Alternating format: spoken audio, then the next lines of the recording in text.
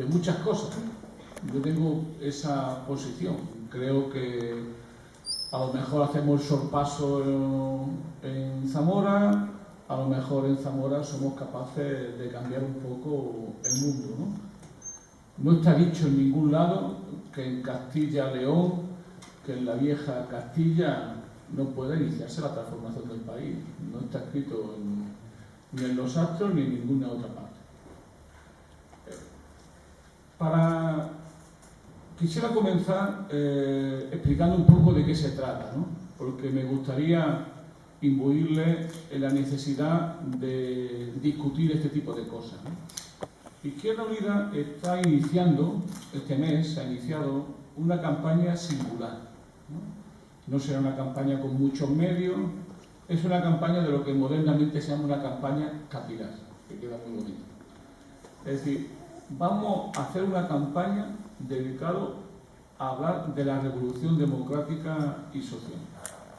Una campaña que no tiene fecha de terminación, que la vamos a hacer más acá y más allá del contexto electoral, y que lo que pretende es abrir un debate, generar un espacio público nuevo en el país, generar un nuevo espacio público y político, pero público y ciudadano, para discutir qué ha pasado en este país en los últimos 5 años y cuáles son las alternativas. Y además lo queremos hacer en un debate. Yo por eso hoy seré mucho más moderado otras veces y procuraré que la intervención no llegue a media hora.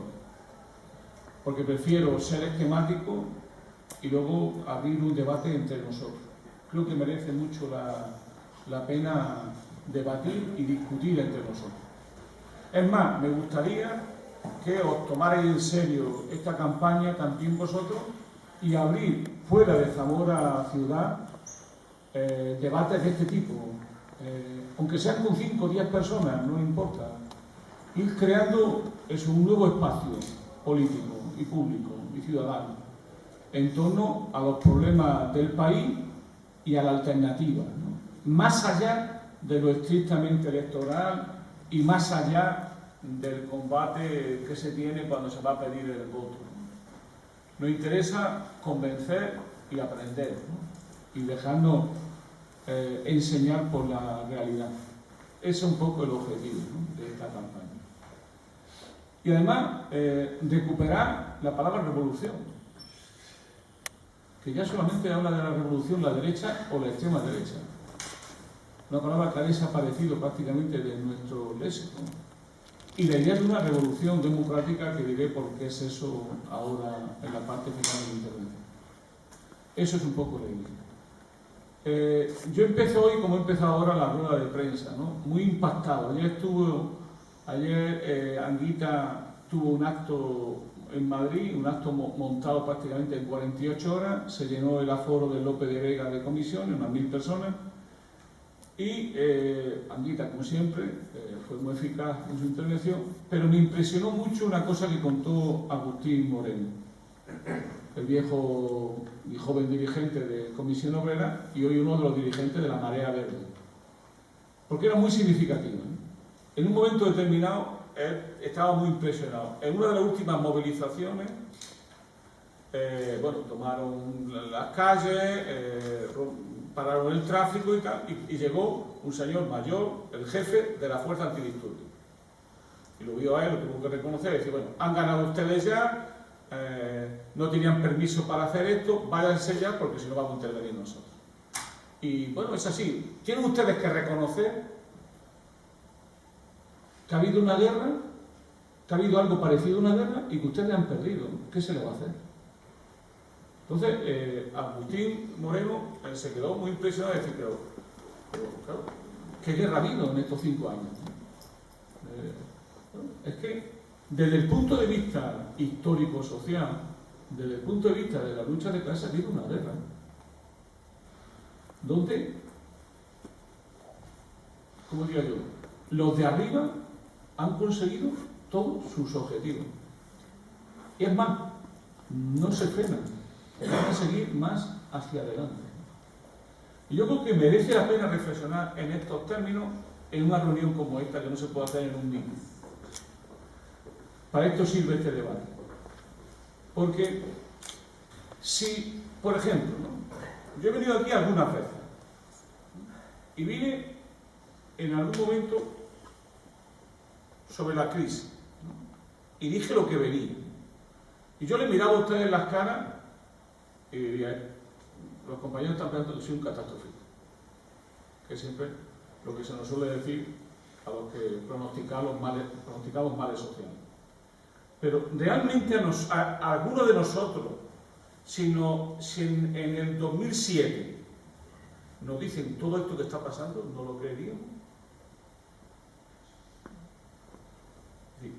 ¿Qué es lo que ha pasado, ¿no? Las metáforas son todas terribles, porque son metáforas biológicas o geológicas, ¿no? Que te dicen el tsunami, la crisis como un mal geológico o como un mal divino. No, es el sistema que ha generado esto. Y los poderes que, aprovechándose de la crisis, están imponiendo un nuevo modelo social, un nuevo modelo político y un nuevo modelo de Estado. Y o entendemos eso o seremos incapaces de situarnos en la fase donde estamos. Que yo creo que la mayoría de la sociedad no lo quiere saber. Lo sabe, pero no lo quiere saber. Esto, por ejemplo, dice, ya hemos empezado la recuperación. Hemos pasado de los brotes verdes a decretar la crisis ha terminado. Pero, ¿qué se ha terminado en la crisis? ¿Para quién ha terminado la crisis? ¿Y qué país ha quedado después de la crisis? O sea, parecería como que la crisis es como que pasa un terremoto, una metáfora geológica, hay un terremoto, un mal natural, que se debe al destino, pero ahora hay que hacer una evaluación de los daños. ¿Y qué es lo que nos queda de estos años?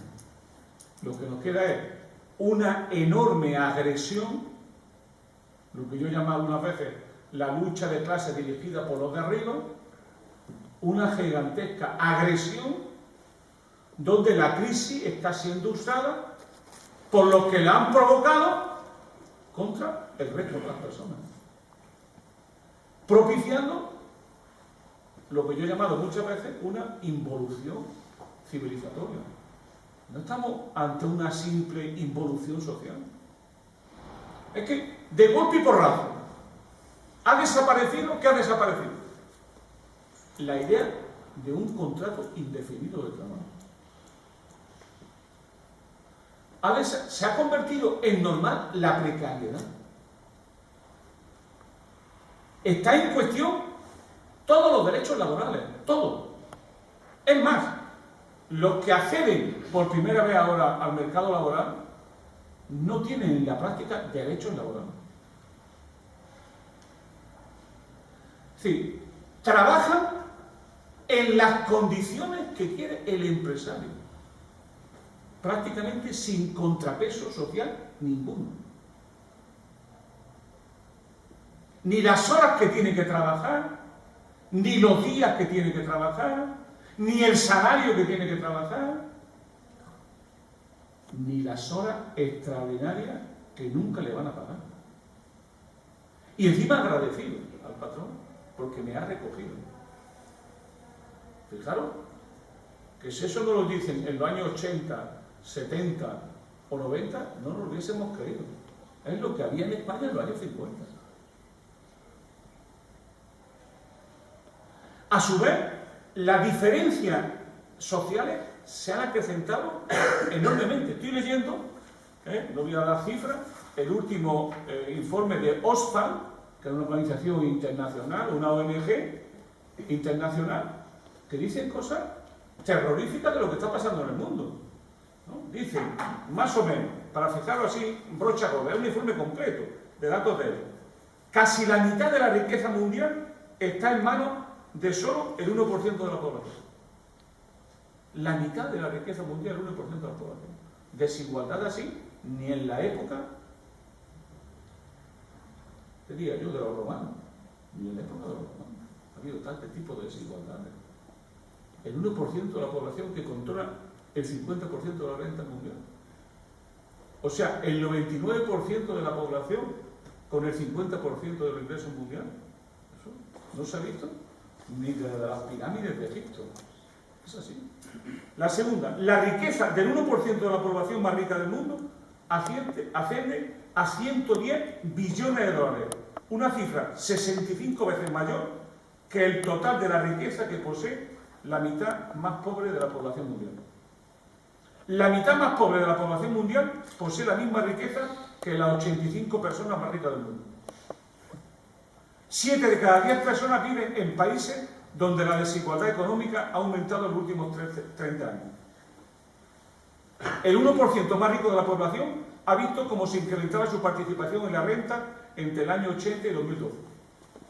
En Estados Unidos, el 1% más rico ha acumulado el 95% del crecimiento total posterior a la crisis de 2009. O sea, los que han provocado la crisis se han apropiado del 95% del producto del país. En España, en esa misma, con fecha de 2011, que es la última encuesta que se tiene, es el país más desigual de Europa después de Letonia. Todo eso prácticamente en 5 años. Prácticamente en 5 años. Arreglón seguido. El modelo social es un modelo darwiniano. Es un modelo donde los ricos, los centros de poder, los grupos de poder económico, lo controlan prácticamente todo en el país.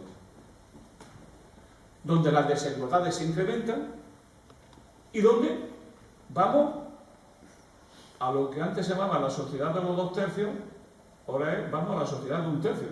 Es decir, donde 1 tercio vive magníficamente y 2 terceras partes pasan de la inclusión a la exclusión, depende de qué momento en el transcurso de tu vida. Y eso, compañeros y compañeras, para nosotros, yo creo que la gente que analizamos la realidad desde un punto de vista de los trabajadores, de las mayorías sociales, eso en España es irreversible si no damos un golpe de mano. Si no golpeamos la mesa, si no somos capaces de luchar. Sí, la idea peor que está ocurriendo es la idea de que la crisis es un paréntesis y que después volveremos a lo que era antes. No. El país, después de la crisis, entre comillas, porque el país va a convertir la crisis en una crisis permanente. Para los de abajo. Os pongo un ejemplo para que me entendáis. Digo, por la edad que tenemos los que estamos aquí. Nuestros hijos. Pensad en vuestros hijos. No irse muy lejos.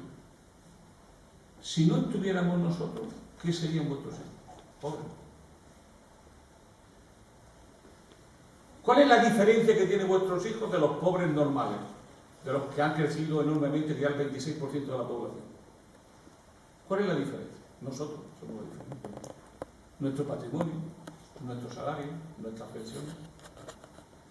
Una vez que nosotros desaparezcamos, que desgraciadamente lo haremos en algún momento, ¿qué les queda a ellos?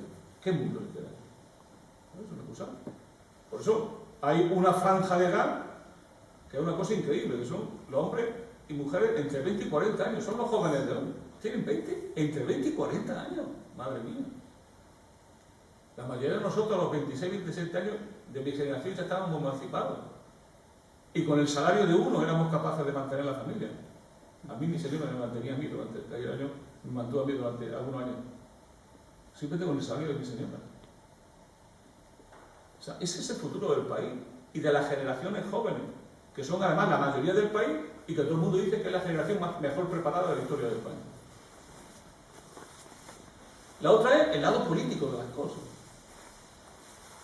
O sea, todo el mundo dice, hay una enorme desafección a la política, ¿verdad? ¿Cómo no la va a haber? ¿Cómo no la va a haber? O sea, esto es un sistema organizado para que dos grandes partidos se repartan el poder, amenacen siempre al otro partido con catástrofes mundiales, pero cuando llegan al gobierno hacen las mismas políticas. ¿Por qué? Porque el país está capturado por los grupos de poder económico. Y ellos están capturados por los grupos de poder económico. Son perfectamente sustituibles uno y otro. A la hora de la verdad, los que organizan, los que hacen la política económica, los que dirigen, son ellos mismos. Son ellos mismos. Y a través de lo que se llama las puertas giratorias, pasan de privatizar empresas a dirigir las empresas privatizadas. Y no pasa nada. Desde Felipe González, pasando por José María Aznar, y tira porque me toca. Ahora están en la oposición, el PSOE, y dice barbaridades. Parece que se va a comer mañana, se lo va a comer por las patas abajo. Pero no. Todos sabemos que cuando lleguen al gobierno, lo fundamental no van a cambiar, porque son parte del poder. Ahora te diré algo sobre eso. Entonces, esa es la situación que hay. Es decir, hay una captura del Estado por parte de los grupos de poder económico, ayudado desde eso que se llama la Troika, que no es nada más que el poder económico que dirige a Europa y a cada uno de los estados. Entonces, lo peor de todo esto es lo siguiente, ¿no? Que como yo he vivido mucho en América Latina, es casi terrible, ¿no? Que es, por un lado, los grupos de poder económico compran a los políticos y a su vez denuncian la corrupción de los políticos. Pero es un negocio completo, porque la conclusión final ¿cuál es? Sálvate tú, porque no hay salvación con la política. Deja la política, abandona el mundo de la política, la salida individual, sálvate tú. Esa es la sociedad donde vamos. El modelo social y el modelo político están perfectamente interrelacionados. Están generando un tipo de ser humano, una contrarrevolución antropológica, genera un tipo de ser humano que es funcional al sistema, que abandona lo público, que no genera espacios públicos, que abandona la política, porque sabe que todos son iguales y que no hay nada que hacer. Y la gente, en la desesperanza, pues se dedica a decir, ande yo caliente y reza a la gente. Y el que venga detrás carrera. Entonces, el individualismo se convierte en el instrumento ideal creado por el propio sistema. Apártate de la política que huele mal. Y te lo dicen los que están comprando a los políticos y son los padres de la corrupción. Porque al final, la democracia tiene un problema muy simple, que es el siguiente. ¿Cómo gobiernan los que no se presentan a la elección y tienen el poder económico? Al final, capturando a la élite política y corrompiendo a los políticos de la vida pública. ¿Qué ha ocurrido en esta historia que estamos viviendo? Lo que ha ocurrido es bien simple. Lo que ha ocurrido es que en esta historia que ha pasado al país estamos viviendo lo que algunos juristas llaman un proceso destituyente o desconstituyente, como se quiera llamar. Es decir, hemos pasado a un Estado que de una u otra manera estaba regido por una Constitución que surgió de la transición política, a un Estado donde las bases de esa Constitución ya no existen, porque los grupos de poder económico han decidido que es demasiado esa Constitución para el país que está quedando en la crisis. Y lo que están es despedazando la Constitución sistemáticamente y generando en la práctica una nueva Constitución que es funcional a los intereses de los grupos dominantes. No hay que irse muy lejos. No es una barbaridad de jurista lo que estoy diciendo. Es que bastó que Trichet y Fernando Ordóñez le escribieron una carta al señor Zapatero para que esa misma noche decidiera cambiar la Constitución española. La inmaculada Constitución española, que no se podía tocar, y que cada vez que alguien dice, cuidado, eso va contra la Constitución, cuidado, la Constitución no se toca, pues bastó 24 horas que le dijeran, para cambiarlo, y cambiaron la Constitución para decir que hay que cumplir las reglas del déficit, pase lo que pase, pero sobre todo le añadieron una cosa muy importante, que es que la deuda que tiene España, la deuda pública, hay que pagarla cueste lo que cueste y es prioritaria frente a cualquier otro tipo de deuda. O sea, estamos viviendo con una democracia limitada por los poderes económicos y una democracia que solo funciona en la medida que no se enfrenta a los poderes económicos. Y mientras nos van desposeyendo, en una gigantesca acumulación por desposesión, nos van desposeyendo de nuestros derechos políticos, del patrimonio público y de nuestros derechos sociales. Y eso, o sea, el régimen de la transición no lo han roto la izquierda y el movimiento obrero, han sido los propios poderosos, que han considerado que en la nueva fase no hace falta derechos sociales, no hace falta sindicatos, no hace falta convenios colectivos, no hace falta regulación.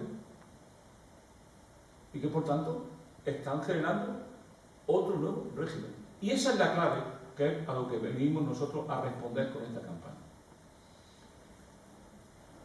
O sea, nos guste o no, seamos conscientes más o menos, lo que está viendo en España es un proceso de restauración. Lo que se está produciendo en España, sin que nos demos cuenta día a día, es un cambio de régimen. De un régimen que veníamos, que era el del 78, a otro peor, controlado por los poderes económicos. Y esa es una operación de restauración política que se está ventilando en este país y que no nos enteramos, pero que irá padeciendo continuamente. Es una operación que seguramente la va a encabezar el príncipe de Asturias frente a su padre, o no, con un gran acuerdo de nuevo entre los grandes partidos, entre el PSOE y el PP, en torno a los poderes europeos y especialmente los poderes económicos. Eso es lo que se está ventilando en este momento. No es ninguna casualidad que en un mes hayan desaparecido los 3 directores de los 3 grandes periódicos del país. No es ninguna casualidad.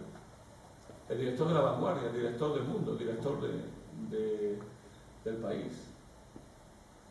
Es decir, se está generando las condiciones de una enésima restauración borbónica y monárquica que planifique un nuevo tipo de régimen y un nuevo tipo de Estado. La pieza que no han conseguido casar es la pieza catalana y vasca. Es lo que se está discutiendo. Si no, eso ya hubiese avanzado esa restauración. Es decir, hasta cierto punto estamos en condiciones muy parecidas a lo que fue la transición democrática. Muy parecidas. Entre lo que hay es el esfuerzo por una restauración en torno a los poderes económicos cada vez más determinantes en el país y la lucha por la ruptura. Y nosotros, desde Izquierda Unida, lo que queremos haceros partícipes y discutir con ustedes y con el pueblo en general es que hay que plantearse en serio una ruptura democrática en este país que comienza por un proceso constituyente. Es decir, estamos obligados a un proceso constituyente.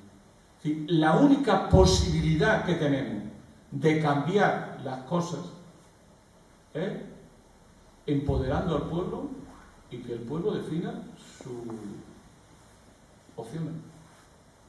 Si queremos ser monarquía república, si queremos ser un Estado federal o no, qué tipo de derechos sociales y qué garantías, qué tipo de empresas públicas, si la banca va a seguir siendo privada y viviendo a costa del pueblo, si vamos a tener o no contratos fijos y permanentes, Eso es, no. Si los convenios colectivos van a ser obligatorios o no. Es decir, estamos hablando de libertades concretas de la gente y definirlas de nuevo. Porque este régimen que estamos construyendo, que nos están construyendo en toda Europa, sobre todo los países del sur de Europa, es un régimen alérgico a la democracia, alérgico al pueblo. Acordaros bien, bastó que Papandreou se le ocurriera decir que iba a someter a referéndum el plan de ajuste y le dieron un golpe de Estado en 24 horas. Tuvo que dejar el gobierno. Y qué casualidad que pusieron a Papademos, que era el que hizo el antiguo director del Banco de Grecia, un hombre de Goldman Sachs, y este Papademos fue el que engañó a la Unión Europea dándole cifras falsas sobre el déficit para poder ingresar en el euro. El mismo que engañó a Europa fue el mismo que gestionó el programa de ajuste en Grecia. Pero es que en Italia, otro golpe de Estado. O sea, en Italia han caído varios gobiernos sin elecciones. No hay elecciones. Quitaron a Berlusconi en un golpe palaciego, pusieron a Monti, otro hombre de Goldman Sachs, por cierto, pusieron a Monti fue sustituido por Letta sustituido por Renzi, pero el pueblo no se ha pronunciado. Nadie sabe. Estos son golpes palaciegos.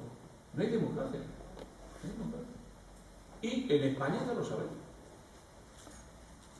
O sea, por un lado, el gobierno legítimo, entre comillas, que era el gobierno de Zapatero, que había ganado unas elecciones, cambió de programa y de política en 24 horas. Cuando los poderes fuertes le dijeron lo que había que hacer. Eso, el Román Paladino es un golpe de Estado. Es un golpe de Estado bastante cruento, pero no militar. Con lo cual podríamos decir que la finanza es la continuación de la guerra por otros medios. No, es la realidad donde estamos, en esta situación. Entonces, ¿cómo salimos de esta situación? Pongo un ejemplo. Mañana llega Izquierda Unida al gobierno. ¿Qué puede hacer Izquierda Unida? El Tratado de Europa, el Tratado de Lisboa de 2007 y los dos últimos tratados, que la gente no sabe que se han probado, dos tratados más, nos ponen prácticamente, nos amarran de pie y mano a las políticas que decide la Unión Europea. ¿Cómo tú recuperas la autonomía para hacer política alternativa en esta Europa? Y la primera cosa a hacer, pues lo que han hecho en América Latina, que tenían una situación muy parecida a nosotros. ¿Qué han hecho en América Latina? Procesos constituyentes, una nueva legalidad, una nueva legitimidad, y desde ahí plantearse en serio transformar el país. En unos sitios va mejor porque ha habido menos respuesta y en otros sitios va peor porque la contra es muy fuerte, como en el caso de Venezuela. Pero no nos enteramos qué está pasando en Ecuador o lo que está pasando en Bolivia. Y cuando ve el informe que hace la Oxfam, dice que todo es así, menos en América Latina, porque en América Latina las cosas están cambiando para mejor. Y no hay ninguna casualidad. Y en esa es la que estamos. Si nosotros, ¿qué es lo que estamos planteando? Mirándole a la gente a los ojos. Lo que estamos planteando es, o hay un compromiso colectivo de lucha, movilización y de transformación social, o este estado de cosas que estamos viviendo va a empeorar estructuralmente. Lo voy a decir de otra manera. El capitalismo que está surgiendo en la crisis es incompatible con los derechos básicos de las personas. Ya no es un capitalismo que busca integrar a los trabajadores. Ya no es un capitalismo que buscar la síntesis entre democracia y capitalismo. Ya no es un capitalismo del bienestar, para entender. Es un capitalismo que se considera con la fuerza suficiente para volver al capitalismo decimonónico, al capitalismo salvaje, al capitalismo previo a la Segunda Guerra Mundial. Frente a eso, frente a ese desafío, tiene que haber un desafío de los trabajadores, de la gente. Y tomar el reto. Y el reto para nosotros es una revolución.